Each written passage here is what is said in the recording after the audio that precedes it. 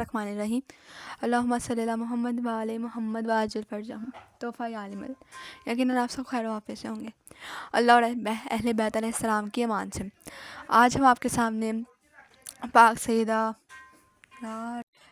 سیدہ be Fatima Zahra سلام اللہ علیہا دختر رسول خدا صلی اللہ علیہ وآلہ وسلم، آج کا موضوع ہمارا یہ تھا کہ جو حق خلافت وہ ایک الگ مضمون ہے، یعنی کہ جناب امیر علیہ السلام کا جو حق تھا، جیسے کہ رسول خدا ان کو ہمارا مولا بنا کے گئے تھے، تو وہ حق کس کا ہونا تھا۔ بہرحال یہ تو ایک الگ موضوع ہے، ہمارا موضوع ہے حق اور سچ۔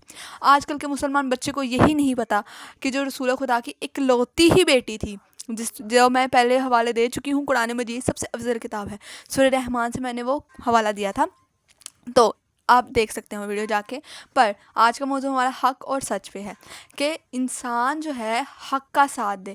اس دنیا نے تو اہل بیت علیہ السلام کو دکھایا، اور پاک سیدہ اس دنیا سے ناراض ہو کر گئی ہیں، اپنی اس امت سے، اپنے بابا کی امت سے ناراض ہو گئی۔ ایسا کیا کیا تھا اس امت نے کہ وہ ناراض گئی؟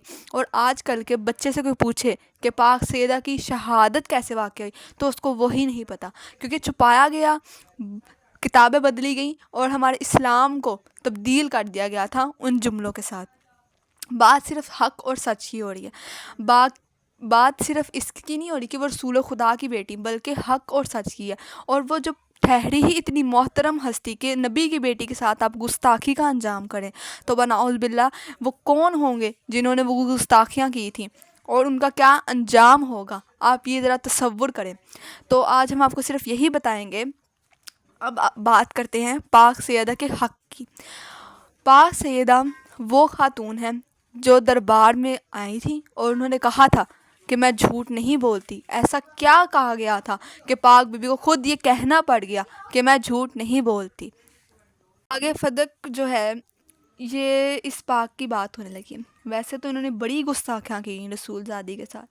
پہلے ربیع الاول کو گھر جلایا، ابھی ان کے بابا کو 3 دن ہوئے تھے اس دنیا سے گئے۔ خیر، وہ بہت عظیم ہستیاں تھیں جن کے ساتھ انہوں نے یہ گستاخیاں کیں، اور خلیفہ اول اور دوم دونوں اس میں شامل تھے۔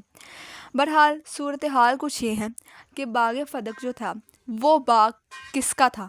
دراصل وہ جو باغ تھا وہ رسول خدا کو عیسائیوں نے تحفے میں دیا تھا۔ مال غنیمت وہ ہوتا ہے جو سب میں بڑھتا ہے، لیکن جو آپ کو الگ سے دیا جائے، تو وہ باغ رسول خدا کو علیحدہ تحفے میں دیا گیا تھا، جو کہ رسول خدا نے اپنی زندگی میں ہی وہ باغ اپنی بیٹی کو اس باغ کی سند دی تھی۔ وہ باغ کھجوروں کا تھا، اور نہایت خوبصورت باغ تھا۔ اس کی ایک کھجور ایسی تھی کہ ہم تصور نہیں کر سکتے۔ وہ باغ بہت ہی حسین باغ تھا۔ بس جب خلیفہ اول نے غصب کیا مولا علی علیہ السلام کا حق، پھر اس نے پاک سیدہ تھا یہ باغ چھین لیا، زبردستی لوگوں کو اس نے مارنا شروع کیا، باغ کے اوپر گیا، اپنا قبضہ جمایا۔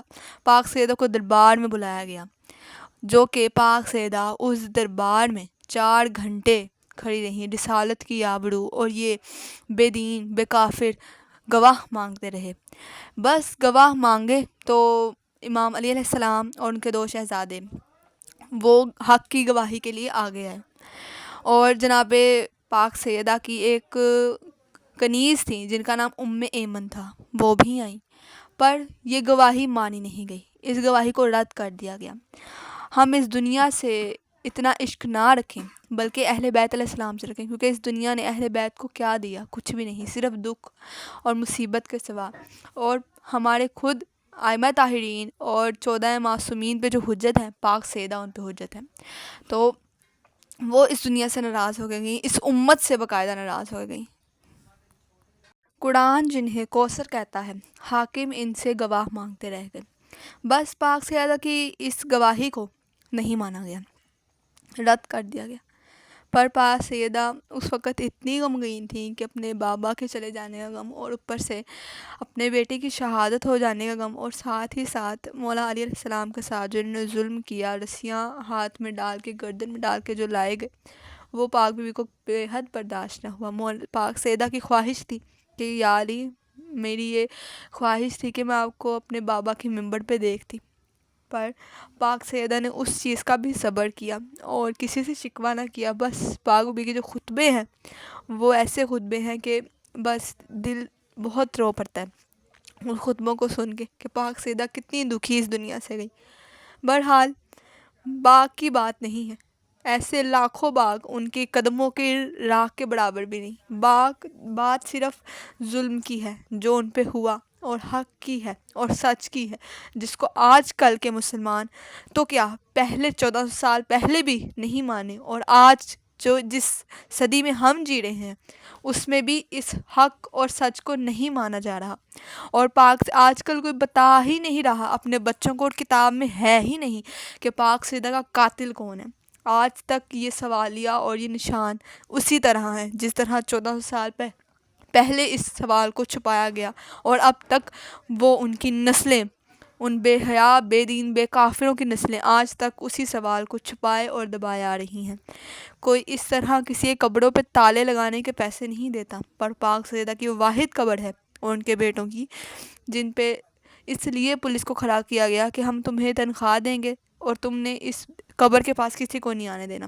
یہیں سے ان کے بغض کا عالم پتہ چلتا ہے، اور پاک سیدہ کو کس حالت میں کس قبر میں رکھا ہوا ہے وہیں سے ہمیں پتہ چلتا ہے کہ ان کے بابا کا روضہ اتنا خوبصورت اور ان کی بیٹی کا، یہیں سے ان کا بغض ظاہر ہے. جنت البقیع جانی ہی پاک سیدہ کی وجہ سے جاتی ہے.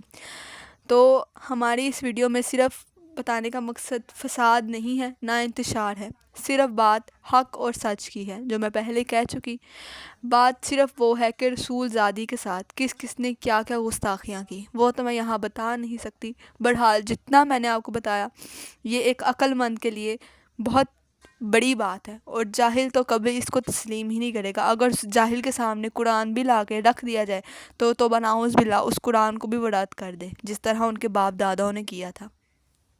اپنا آپ بہت زیادہ خیال رکھیے گا. ایام فاطمیہ بہت جلد شروع ہونے والے ہیں، باقاعدہ شروع ہو ہی چکے ہیں. اللہ حافظ.